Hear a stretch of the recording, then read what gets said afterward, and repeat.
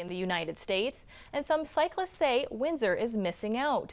And they say all that is needed is bike lanes on the new Windsor-Detroit crossing.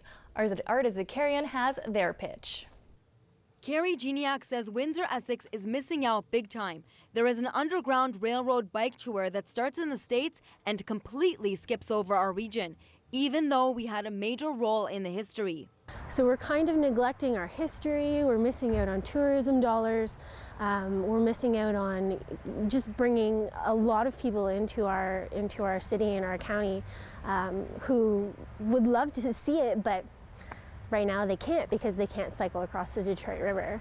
She wants bike lanes to be built on the new bridge and says the time is now because the design of the bridge isn't planned yet.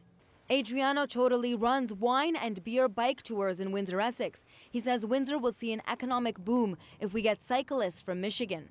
Our rides, our wine trail rides, per ride, which we usually get about 30 to 50 people, and is a 5-hour tour, generates about $10,000 in spending in our region. So being able to bring more of those people over and being able to tap into the Michigan market, which cycling is really taking off over there, would be huge for us. Michigan could see tourism from us too. Mark Grin just bought a new bike. If there were bike lanes, he'd take his whole family over. I think it'd be a lot of fun for us to take our kids over, go over the big bridge, and have a cool view as we're going over.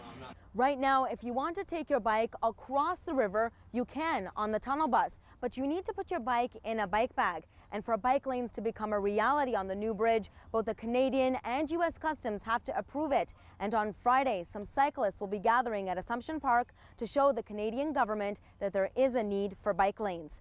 Arda Zakarian, CBC News, Windsor.